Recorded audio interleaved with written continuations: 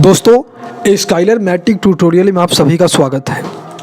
तो हालांकि मैं आप सभी को बता दूं कि स्काइलर मैट्रिक ट्यूटोरियल में अब मेरा वीडियो आप लोगों को रेगुलर मिलेगा, हिंदी की, संस्कृत की और सोशल साइंस की। तो आज ये वीडियो का पहला सीरीज है हिंदी का भाग 2, जो आपका जो वर्णिका किताब है पूरक है, इसका मैं 2 पार्ट में वीडियो लेकर के आऊँगा। ये फर्स्ट पार्ट है। तो देखिए, वर्णिका पूरक हिंदी, पहला चैप्टर है दही वाली मंगम्मा।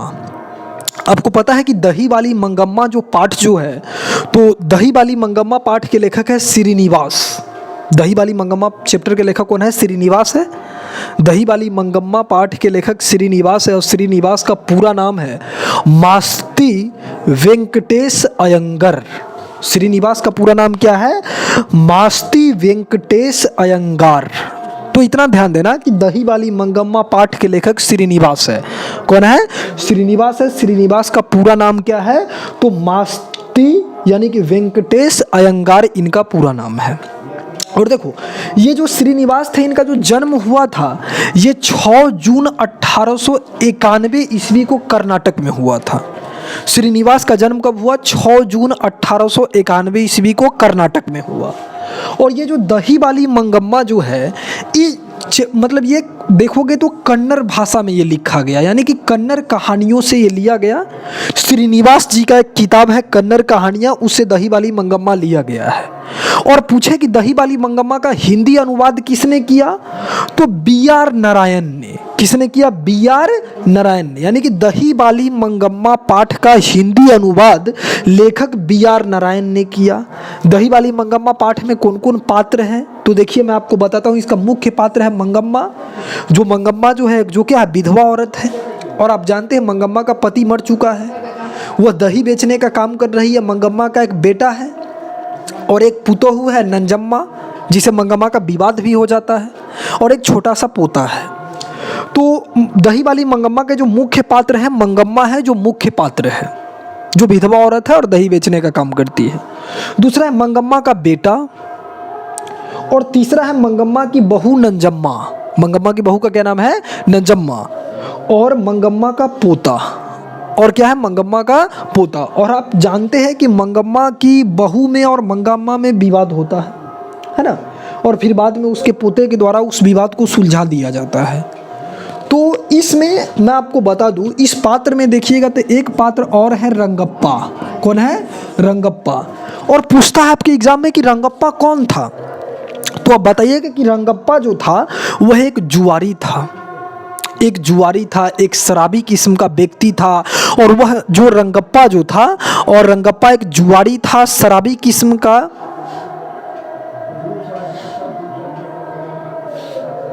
रंगप्पा एक जुआरी था, शराबी किस्म का व्यक्ति था, और वह मंगम्मा से उसका धन दौलत हड़पना चाहता था। मंगम्मा से उसका पैसा हड़पना चाहता था। तो इसमें मंगम्मा है, मंगम्मा का बेटा है, मंगम्मा की बहू नंजम्मा है, मंगप्पा का पोता है, और रंगप्पा है जो इसका विलेन है, रंगप्पा। अगला है ढहते विश्वास। ये जो ढहते विश्वास जो चैप्टर है, इस चैप्टर के लेखक है सातकोरी होता। इस चैप्टर के लेखक कौन है? सातकोरी होता। ये उड़िया कथाकार है, मतलब सातकोरी होता जी जो है, जो उड़िया कहानीकार है, उड़िया भाषा में कथा लिखते हैं। तो ढहते विश्वास जो चैप्टर है, इसके लेखक सातकोरी होता है। कौन है? सातकोरी होता। और सातकोरी होता कौन है? तो उड़िया के प्रमुख कथाकार है, यानी कि उड़िया भाषा के प्रमुख कथाकार है सातकोरी होता। इनका जन्म हुआ था 29 अक्टूबर 1929 को। सातकोरी होता जी का जन्म कब हुआ? 29 अक्टूबर 1929 को इनका जन्म हुआ। और ये ढहते विश्वास मतलब सातकोरी होता का जो एक किताब है, एक कहानी की किताब है कि उड़िया की चर्चित कहानी। और उड़िया की चर्चित कहानी से ही ये कहानी लिया गया है। क्या? ढहते विश्वास। तो कोई आदमी पूछेगा कि ढहते विश्वास के लेखक कौन है? तो सातकोरी होता है। सातकोरी होता कैसा है? तो उड़िया के कथाकार है। ढहते विश्वास को पहले किस भाषा में लिखा गया? तो उड़िया भाषा में लिखा गया। किस किताब से ये कहानी लिया गया, तो उड़िया की चर्चित कहानियों से लिया गया। और इस ढहते विश्वास कहानी का हिंदी अनुवाद किसने किया, तो ढहते विश्वास कहानी का हिंदी अनुवाद राजेंद्र प्रसाद मिश्र ने किया। ढहते विश्वास कहानी का हिंदी अनुवाद किसने किया, राजेंद्र प्रसाद मिश्र ने किया। और इस कहानी को जब आप पढ़िएगा तो इस कहानी में आपको एक चीज़ देखने को मिलेगा कि उड़ीसा का जनजीवन, उड़ीसा में जो महानदी है, इस कहानी को आप पढ़िएगा तो उड़ीसा में जो महानदी है और महानदी की बाढ़ के कारण उड़ीसा के जनजीवन कितना हद तक प्रभावित होता है, महानदी के बाढ़ से उड़ीसा के लोगों को कितना कष्ट झेलना पड़ता है, उसका वर्णन लेखक ने इस कहानी में किया है। इस कहानी के मुख्य पात्र है लक्ष्मी। इस कहानी के मुख्य पात्र क्या है, लक्ष्मी है। इस कहानी की मेन पात्र है लक्ष्मी, जो मुख्य पात्र है, जो गांव में तहसीलदार के यहाँ पर काम करती है बर्तन वगैरह मांजने का। और लक्ष्मी का पति है लक्ष्मण।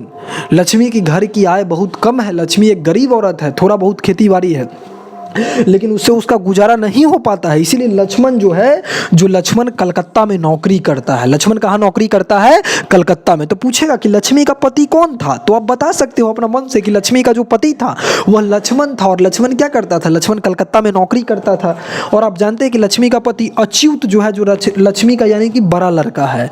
इस कहानी में आपको देखने को मिलेगा कि अच्युत जो है वो लक्ष्मी का बड़ा यानी कि लड़का है, सॉरी यहाँ पर लड़का होगा, अच्युत लक्ष्मी का बड़ा लड़का है। और आप जानते हैं कि जब यानी कि उड़ीसा मतलब जब महानदी में बाढ़ आती है तो उस बाढ़ को यानी कि रोकने के लिए अच्युत भी अन्य लड़कों के साथ मिलकर के बांध बना रहा है। और लक्ष्मी की 4 संतानें हैं। लक्ष्मी की कितनी संतानें हैं, 4 संतानें हैं, जिसमें 2 लड़की है और 2 लड़का है। लक्ष्मी की 4 संतानें हैं, 2 लड़की और 2 लड़का। इस कहानी में अन्य पात्र में देखोगे तो गुणनिधि है जो कटक में पढ़ता है। गुणनिधि है जो कटक शहर में, देखोगे तो गुणनिधि जो है जो पढ़ता है और गांव में छुट्टी में आया है, लेकिन वो भी बांध बनाने में लोगों की मदद करता है। तो गुणनिधि है, सरपंच है। इस कहानी में बाढ़ के कारण उड़ीसा के जनजीवन की स्थिति का वर्णन किया गया है। अगर आप ये देखिएगा तो जो ढहते विश्वास कहानी में पूछेगा कि ढहते विश्वास कहानी वह कौन सी कहानी है जिसमें उड़ीसा के बाढ़ के कारण स्थिति का चित्र है, तो ढहते विश्वास कहानी में उड़ीसा में बाढ़ की स्थिति के कारण उड़ीसा के जनजीवन का बड़ा ही दयनीय चित्रण किया गया है। तो दोस्तों, अगर आपको यह वीडियो अगर अच्छा लगता है तो आप कमेंट कीजिए ताकि मैं दूसरा लेकर के आऊं। इसी तरीका से मैं आपके लिए रेगुलर वीडियो लेकर के आऊं। तो धन्यवाद बच्चों, लाइक करो, शेयर करो।